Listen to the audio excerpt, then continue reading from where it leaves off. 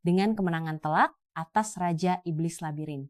Bocah kita akhirnya berhasil menaklukkan tingkat kesulitan tertinggi dalam sebuah permainan bernama Abyss of Labyrinth yang seluruh proses speedrun-nya membuatnya sangat bersemangat, semua berkat tantangan menegangkan yang dibawa oleh tingkat kesulitan tertinggi ini, harus menggunakan pemikiran dan strategi sendiri untuk menang, membuatnya merasa seperti sedang terbang di awan. Dia mulai terlalu percaya diri, bahkan memposting rencana membangun karier sebagai pembuat video strategi di YouTube dengan keberhasilan melewati level sebelumnya. Sebuah tingkat baru terbuka, tapi kali ini permainan memberikan sesuatu yang belum pernah ada sebelumnya. Dia diberi kesempatan langsung masuk ke tingkat terakhir, developer difficulty. Mode pengembang sebelum masuk permainan juga memberinya pilihan satu skill khusus yang benar-benar baru. Sesuatu yang belum pernah dia lihat sebelumnya. Sebagai penggemar kelas penyihir, dia tetap setia memilih kelas ini. Seperti biasa. Tapi berbeda dari sebelumnya, kali ini dia menghabiskan semua poin atribut hanya ke satu atribut, yaitu kecerdasan. Begitu dikonfirmasi, sebuah cahaya terang menyilaukan menyelimuti seluruh gedung apartemen. Dan hal berikutnya yang dia ketahui adalah dia sedang dimarahi oleh NPC aneh. Sayangnya dia bahkan tidak ingat pernah menghirup sedikit pun narkoba. Jadi kenapa dia mengalami halusinasi mengerikan seperti ini? NPC itu melemparnya ke tanah dengan pukulan yang menyakitkan dan rasa sakit itu membuatnya sadar bahwa ini bukan halusinasi atau mabuk, semuanya nyata sampai mengerikan. Lehernya terikat rantai persis seperti budak-budak lain yang berdiri di depan gerbang ruang angkasa itu. Seorang pria tua di podium tinggi mulai membacakan informasi latar belakang dengan suara keras. Setiap budak diberikan sebuah tongkat sihir dan harus masuk ke labirin melalui portal teleportasi. Alasan mereka terlibat dalam hal ini adalah karena dosa-dosa yang pernah mereka lakukan. Labirin ini adalah hadiah dari Dewa 01. Satu-satunya kesempatan untuk menebus kesalahan, AI yang selamat setelah keluar akan mendapatkan hadiah yang cukup untuk membeli kebebasan dan juga didaftarkan ke Akademi Sihir milik pria tua itu. Tentu saja semua ini terdengar sangat familiar sampai membuatnya tidak tenang. Dia tidak perlu banyak berpikir untuk mengerti bahwa dia terjebak dalam game dan tidak ada jalan keluar. Proses memasuki labirin dimulai dengan kelompok 4 orang saat mereka melewati lorong sempit yang menyeramkan. Semua AI itu tampak ketakutan, tapi yang paling dia tidak mengerti. Kenapa dirinya sendiri bisa jatuh ke dalam situasi menyedihkan ini? Tubuh saat ini adalah karakter yang pernah dia buat, Caleb. Hal paling menakutkan adalah tanah tak bertuan tempat mereka berdiri, penuh dengan monster mengerikan yang haus darah. Baik besar maupun kecil, mereka hanya punya satu tujuan, yaitu mencabik-cabik manusia. Jika tidak cepat menemukan cara menghadapinya, dia juga akan mati seperti mereka. Pertama-tama dia menilai rekan satu tim. Jujur saja, tidak ada satupun yang terlihat dapat dipercaya. Satu pria gemuk penakut, pria yang berdiri di tengah, tampak seperti orang sakit yang suka mengintai orang lain. Dan gadis elf itu tipe orang yang hanya bersembunyi di belakang karakter utama. Setiap kali ada masalah, kelompok aneh yang konyol ini muncul. Tapi pria cabul dengan tawa aneh itu benar-benar membuat bulu kuduk berdiri. Dia berpikir, dalam hati ini benar-benar berantakan, kelompok ini benar-benar resep untuk tragedi yang akan datang, bukan hal yang diharapkan Caleb. Meskipun begitu, dia tetap berusaha menyemangati para pengecut itu, menyalakan sedikit harapan bahwa mereka bisa bertahan hidup. Tapi hanya jika mereka tidak terus panik seperti ini. Tapi pria gemuk yang terlalu takut itu langsung berbalik dan lari seperti anak bodoh yang tidak pernah mau mendengar nasihat. Caleb tahu persis apa yang menunggu di depan. Dan seperti yang diperkirakan, suara geraman mengerikan terdengar menarik perhatian seluruh kelompok. Tak lama kemudian, sebuah tombak menerobos udara dan menembus kulit. Itu karya goblin bertanduk dengan mata penuh niat membunuh. Pria sakit itu bahkan belum sempat bereaksi sudah tertusuk tombak di kepala dan mati di tempat. Belum sempat berbuat apa-apa sudah mati, hanya tersisa gadis elf yang terjatuh mundur ketakutan saat menyaksikan kepala rekannya hancur di depan mata. Tapi goblin-goblin itu tidak memberi waktu untuk berduka, lalu mereka kembali menyerang. Hal ini tidak seharusnya terjadi. Seekor goblin melesat dan bilah pisaunya hanya beberapa milimeter dari leher Caleb. Beberapa milidetik, lalu sebuah keajaiban terjadi. Atau lebih tepatnya plot armor. Maksudku, skill khusus yang dia dapat setelah melewati level sebelumnya mulai bekerja, kemampuan membekukan waktu selama 60 detik waktu langsung berhenti. Bahkan goblin itu berdiri diam seperti patung. Caleb menatap tajam bilah pisau yang nyaris menyentuh lehernya. Satu momen lolos dari kematian tipis-tipis, tapi waktu masih terus menghitung mundur. Kamu harus memanfaatkan setiap detik berharga yang terbatas setiap kali bergerak. Saat waktu berhenti, akan menghabiskan 1 poin aksi, gunakan semua 3 poin aksi, waktu akan terus berjalan, dan kamu kehilangan 1 poin hanya karena mengangkat tongkat sihir untuk menangkis serangan. Hanya tersisa 3 poin aksi.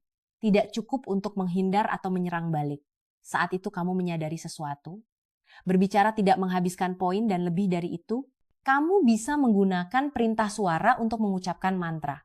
Kamu menggunakan 2 poin tersisa untuk mengangkat tongkat sihir lebih tinggi, lalu dengan poin aksi terakhir kamu mengucapkan mantra Faraon. Waktu terus berjalan tepat saat bola api muncul, sebuah tiang api raksasa meledak membakar habis semua musuh dalam jangkauan. Gadis elf hanya bisa ternganga takjub. Untungnya bahaya saat ini sudah dihilangkan. Meskipun begitu pisau tadi benar-benar sangat dekat dan kamu, Caleb, berpikir kamu hampir mati. Kamu hanya bisa menghela napas lega. Karena tidak mati seperti 2 orang bodoh itu. Panik tidak menyelesaikan apapun. Sampai sekarang semua yang terjadi persis seperti dalam game. Memang benar begitu. Dan jika dunia ini benar-benar berjalan menurut aturan itu, maka tidak ada AI yang lebih mengerti cara menaklukkannya. Selain kamu yakin akan menemukan jalan keluar. Caleb melangkah maju ke 2 mayat rekan yang baru saja gugur. Mengambil semua barang yang tidak mereka butuhkan lagi, lalu kamu berbalik ke gadis pemalu itu. Yang saat ini semakin panik, kamu bertanya tongkat sihirnya menghasilkan jenis sihir apa, dia gugup mengayunkan tangan, terbata-bata menjawab, itu adalah sihir bius. Ini pertama kali dia memegang tongkat sihir. Jadi saat bahaya, dia panik tidak sempat menggunakannya. Kale awalnya menganggap dia tidak berguna, tapi ya lebih baik ada daripada tidak. Kamu mengajarinya beberapa hal dasar saat menghadapi bahaya. Jika ragu, walau hanya 1 detik bisa membuat kalian berdua mati. Meskipun begitu, sudah saatnya melanjutkan perjalanan dan mencari jalan keluar. Kamu tidak tahu siapa yang mengendalikan semuanya dari atas. Dewa suci atau pengembang game. Dan sejujurnya, kamu juga tidak peduli. Bagaimanapun kamu akan memanfaatkan pengetahuan dari game untuk bertahan hidup. Bertahun-tahun lalu, Labirin pernah mengalami kejadian luar biasa. Sebuah letusan, kekacauan tiba-tiba membuat monster keluar membantai banyak penyihir dan petualang. Sejak itu, Labirin mulai melatih kelompok baru disebut penyihir penjelajah. Idenya cukup kejam. Melemparkan seorang budak ke dalam labirin, jika dia bertahan hidup berarti layak dibina, itulah kenyataan keras dari permainan ini. Meskipun Caleb tahu alur cerita aslinya, tapi dia masih belum yakin dunia ini benar-benar mengikuti logika itu atau tidak. Dia selalu waspada, teman baru, gadis suku elf memperkenalkan diri bernama Uriel dan berterima kasih karena sudah membantu. Keduanya melanjutkan perjalanan saat Uriel penasaran bertanya kenapa Caleb bisa tetap tenang seperti itu. Sementara di kapal budak kamu pernah berbicara dengan orang lain. Informasi ini seperti petir di siang bolong bagi Caleb. Itu berarti orang-orang di kapal sudah tahu kamu bukan orang biasa. Mulai sekarang kamu harus lebih berhati-hati dari sebelumnya. Uriel terus mengoceh tentang asal-usulnya. Dia tumbuh di hutan peri, hidupnya penuh tragedi, pernah bekerja serabutan, dan tidak tahu bahwa dia terjebak dalam jaringan perdagangan narkoba, semacam dia pernah memasak batu bersama Walter White, akhirnya dia difitnah, tidak punya uang denda, dan menjadi budak. Caleb tidak suka ocehan ini, meskipun dia paham Uriel hanya mencoba mengalihkan rasa takutnya sendiri. Dia menyuruhnya diam, karena itu akan segera terjadi. Tepat saat itu pengumuman sistem berbunyi hitung mundur 60 detik, tapi yang menarik adalah begini. Caleb kira dia menginjak jebakan jadi kemampuan pembekuan waktu aktif. Tapi ternyata hitung mundur tetap berjalan dan dia memanfaatkan momen itu untuk menganalisis situasi. Biasanya jebakan di lantai 1 menyerang dari dinding, kabar baiknya Uriel tidak bermasalah. Artinya dia tidak sengaja mengaktifkan jebakan, dia melirik cepat ke arah dirinya. Dia memutuskan menggunakan 1 poin aksi untuk memeriksa. Untungnya dinding di sisinya juga tidak ada lubang. Selanjutnya dia melihat ke langit-langit juga aman. Setelah 2, kemungkinan itu dikesampingkan, kemungkinan jebakan ada di bawah lantai. Sekarang mari kita gali lebih dalam tentang 4 jenis jebakan umum di lantai 1. Jebakan yang muncul secara tiba-tiba paling dasar, menusuk kaki korban dari bawah tanah, jebakan bom paku seperti granat, tapi bukannya meledak. Dia menembakkan puluhan paku baja. jebakan gas beracun mengeluarkan gas yang membuat korban tertidur dan menjadi santapan monster. Jebakan lubang, jebakan paling berbahaya, korban jatuh langsung ke lantai 2 tanpa jalan keluar. Yang penting, kemampuan jam pasir Caleb tidak akan aktif sendiri jika tidak mendeteksi bahaya yang benar-benar serius. Jadi dalam melompat bisa dikeluarkan dari daftar karena tidak cukup mematikan sayangnya saat dia sedang menganalisis semuanya dengan teliti. Waktu juga hampir habis, tinggal 5 detik terakhir. Dan dia masih belum bisa memecahkan teka-teki yang menyebalkan ini. Mengerti bahwa tidak ada cara lain selain menerima risiko Caleb dengan berani mengangkat kaki dan menendang kuat ke balok bata lain. Tanpa sengaja tindakan itu juga membuatnya menggunakan semua poin aksi. Waktu mulai berjalan kembali, tepat saat itu Uriel jatuh menimpa tubuhnya, tampak seperti kecelakaan. Tapi sebenarnya Caleb sengaja menyelamatkannya. Karena selama ini Uriel yang menginjak jebakan, yaitu jebakan bom paku. Jika dia mengangkat kaki, paku baja akan melesat merobek keduanya. Karena jebakan ini adalah jenis tekanan yang membutuhkan berat untuk menjaga keadaan siaga. Uriel panik luar biasa bertanya, sekarang mereka harus berbuat apa?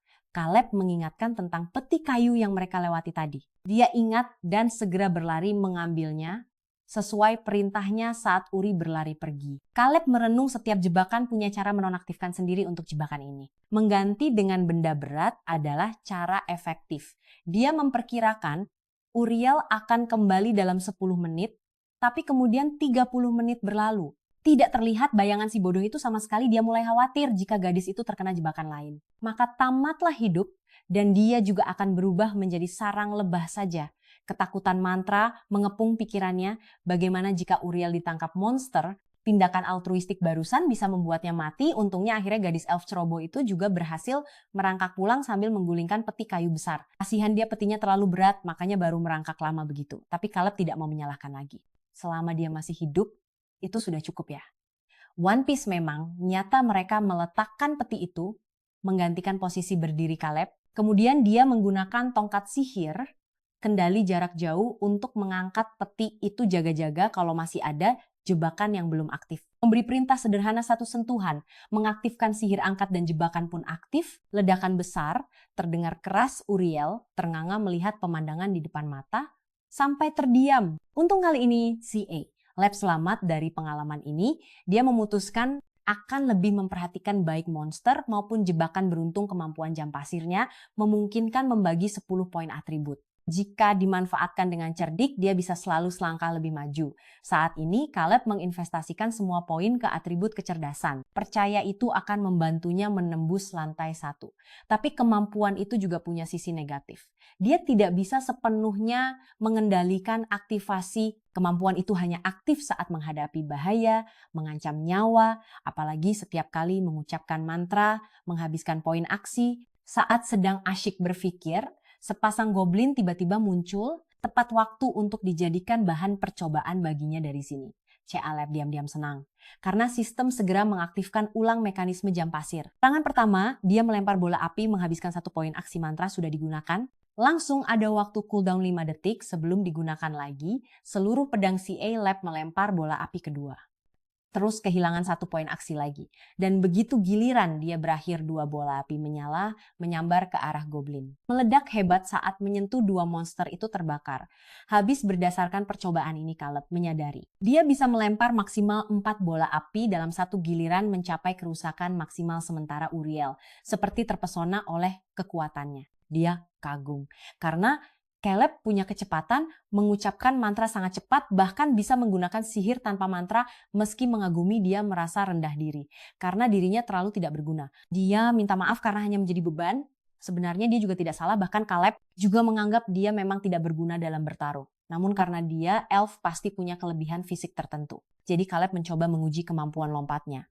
Saat ditanya Uriel teringat, saat di hutan dongeng, dia pernah melompat setinggi 4 meter. Ya, tonton, gadis ini cukup level untuk bertanding bola basket profesional. Nanti dia akan jadi Michael Jordan versi elf. Caleb terkejut, sungguh dia punya kelincahan luar biasa untuk menguji kekuatan. Dia memberinya busur yang diambil dari mayat. Goblin senjatanya terlihat aneh. Tapi mengejutkan, Uriel pernah punya pengalaman memanah. Dia sangat suka memanah di hutan kabar. Baik, mulai sekarang dia bisa mendukung Kale dari belakang Urin. Senang? Karena akhirnya dia punya peran dalam kelompok dan dia menerimanya tanpa ragu. Sedangkan Caleb tidak seberuntung itu, satu-satunya yang dia lakukan adalah mengumpulkan 10 tongkat sihir berjejer tampak, seperti akan jadi General Grievous versi penyihir. Suasana tiba-tiba menjadi tegang saat Uriel merasakan ada AI di belakangnya. Penyihir itu langsung berbalik tapi tidak melihat apa-apa. Malam terlalu gelap. Tidak bisa melihat jauh kamu, bahkan mengira Uriel sedang bercanda. Lalu dia bilang, dia mendengar suara aneh dari kejauhan itu memberi Caleb sebuah ide. Jangan lupa, Uriel adalah elf. Artinya inderanya lebih tajam dari manusia. Untuk membuktikan Caleb menyuruh dia menutup mata. Dia agak bingung, tapi tetap melakukannya. Dia melempar segenggam batu jauh-jauh dan bertanya apakah dia bisa menentukan jumlah dan posisi. Hasilnya, sungguh menakjubkan. Uriel menunjuk tepat pada setiap posisi dan jejak kaki, membuktikan pendengarannya sangat tajam.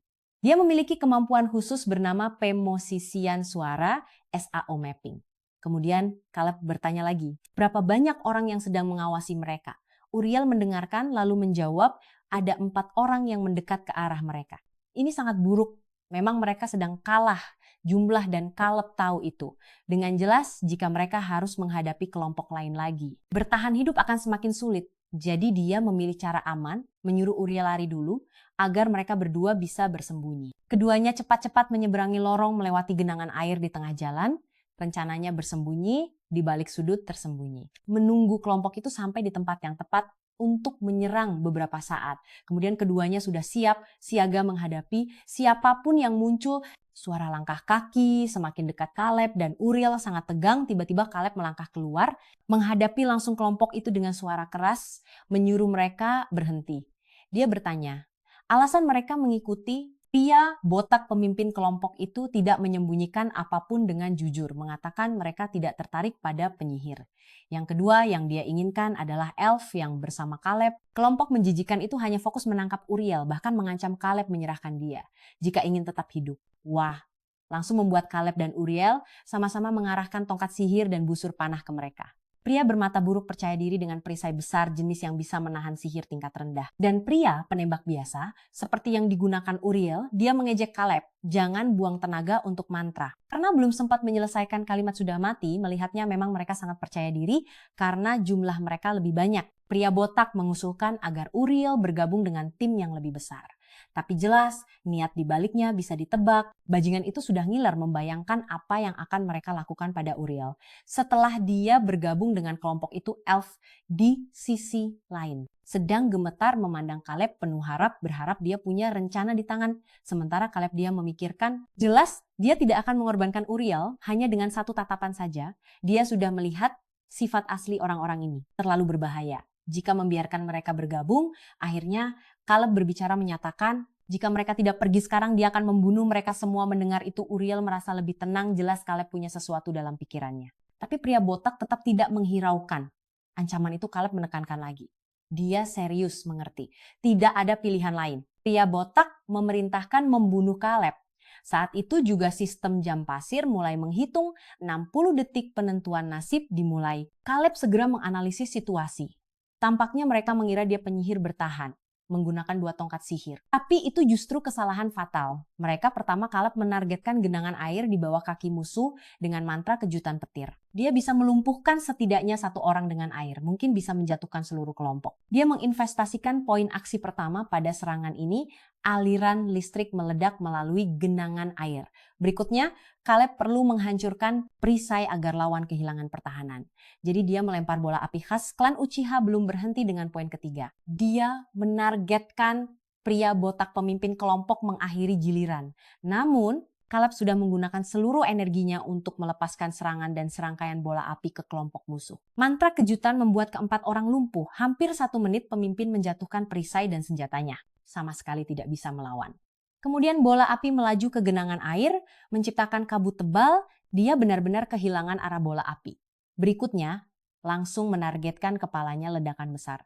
Terdengar mengakhiri nyawa bajingan itu. Segera setelah itu, Caleb memberi isyarat pada Uriel untuk menembak elf itu tidak ragu, walau hanya sesaat cepat menembak ke kabut tebal. Meskipun sulit dilihat, kemampuan pemosisian suara membuatnya menembak dengan tepat. Tanpa perlu penglihatan, Caleb menyuruhnya terus menembak saat dia sedang dalam masa cooldown. Masalahnya, Jika Uriel tidak bisa menjatuhkan, setidaknya satu orang mereka akan kesulitan saat musuh menyerang balik. Kaleb yakin pria botak sudah mati karena bola api, jadi hanya tersisa kaki tangan. Suasana menjadi tegang saat cooldown berjalan lambat seperti kura-kura. Membuat Kaleb deg-degan setiap detik. Dia berbalik dan memberitahu Uriel untuk mengincar prajurit itu sementara dirinya mengisi ulang sihir. Tapi kemudian Kaleb terkejut saat menemukan bahwa Uriel telah membunuh semuanya. Tidak bisa mengerti, dia hanya menembakkan 2 panah, bagaimana bisa mengalahkan keempat orang itu. Kabut perlahan menghilang, dan yang terlihat di depan mata adalah mayat dari orang-orang yang baru saja dibasmi, semuanya mati mengenaskan dengan panah yang menancap di titik-titik vital. Dia elf entah bagaimana berhasil triple kill, hanya dengan 2 panah. Bakat luar biasa saat digunakan dengan tepat. Sampai-sampai Kaleb sendiri mulai merasa takut pada elf polos itu.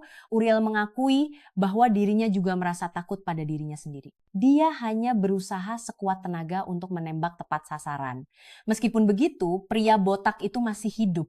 Tapi kedua tangannya hancur karena berusaha menahan bola api. Dia merintih kesakitan. Kesombongan sebelumnya kini hanya tersisa ketakutan dan kebingungan. Dia tergagap bertanya pada Kaleb siapa dia. Tidak percaya ada penyihir sekuat itu muncul di tempat ini. Dan mengucapkan mantra tanpa membaca satu kalimat pun, pria botak yang dulu sangat ingin menguasai Uriel kini malah mengeluh tentang ketidakadilan dunia. Kaleb dengan dingin membawa dia kembali ke kenyataan bahwa dialah yang memilih melakukan hal-hal bodoh di labirin.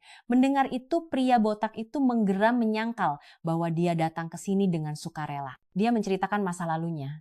Diusir karena tidak punya kemampuan sihir, lalu dijual menjadi budak. Dia tidak punya pilihan. Yang membuatnya gila adalah jika dia punya bakat sihir seperti Kaleb, hidupnya tidak akan seperti anjing. Sementara dia berteriak tentang kekejaman takdir, Kaleb hanya diam memandangnya dengan tatapan dingin. Uriel bingung, pelan-pelan minta maaf karena telah menggunakan senjatanya untuk membunuh. Dia adalah Kaleb menenangkan, tidak perlu minta maaf, mereka melakukan apa yang perlu dilakukan untuk bertahan hidup. Ini adalah pertempuran pertama dia. Dan bukan hanya itu, dia mengakui ini juga pertama kalinya dia membunuh seseorang. Kaleb membalas bahwa dia juga belum pernah menggunakan sihir untuk membunuh siapapun sebelumnya. Tapi mereka harus terbiasa dengan itu jika ingin hidup di labirin ini. Setelah berkata begitu, Kaleb memutuskan untuk memeriksa mayat musuh untuk mengumpulkan 10 barang. Meskipun begitu dalam hatinya masih ada pertanyaan mengapa dia bisa begitu tenang. Meskipun ini pertama kalinya membunuh seseorang, jika ini terjadi di dunia nyata, pasti dia sudah hancur dan bingung tentang segalanya. Tapi sekarang semuanya seperti realitas palsu. Tempat di mana konsekuensi seolah tidak nyata. Jadi emosinya menjadi tumpul. Dia teringat pertama kali bertemu dengan goblin yang kelaparan, pertama kali merasakan kematian dengan jelas, dan sekarang situasinya terbalik. Semangatnya menjadi lebih kuat, lebih tajam, beradaptasi dengan tekanan. Kaleb meluangkan waktu untuk mengamati sekeliling. Bau darah yang tajam dan daging yang terbakar, satu hal yang pasti adalah dia tidak akan pernah terbiasa dengan pemandangan seperti ini. Uriel kembali membawa banyak barang. Dia menemukan sebuah tas punggung yang cukup bagus, tapi tidak jelas milik siapa. Dia menduga itu milik petualang lain yang pernah dirampok. Keduanya memeriksa di dalam dan menemukan banyak barang menarik. Tapi yang paling penting adalah kartu identitas petualang. Orang itu bernama Abison dan memiliki peringkat F di Asosiasi Labirin. Uriel curiga bahwa Abison bukan salah satu dari 4 yang baru dibunuh. Jadi sangat mungkin dia sudah mati atau ditinggalkan di labirin. Kaleb berpikir mungkin juga Abison ditinggalkan karena dia ingat jelas di game ada banyak skenario yang berujung kematian. Kembali ke pria botak itu, dia sebenarnya punya kemampuan bertarung dan navigasi yang cukup baik, tapi kelemahan fatalnya adalah dia tidak bisa mengantisipasi strategi sihir aneh Kaleb. Kaleb mengakui jika peran dibalik, dia sendiri belum tentu bisa menahan serangan seperti itu.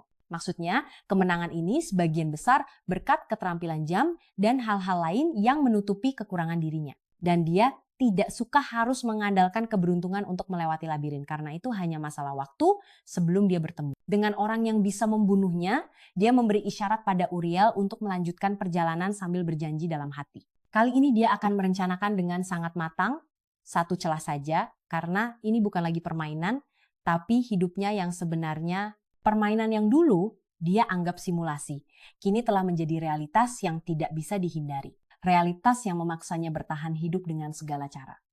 Terima kasih sudah menonton sampai akhir video. Jika suka, jangan lupa tekan like, subscribe,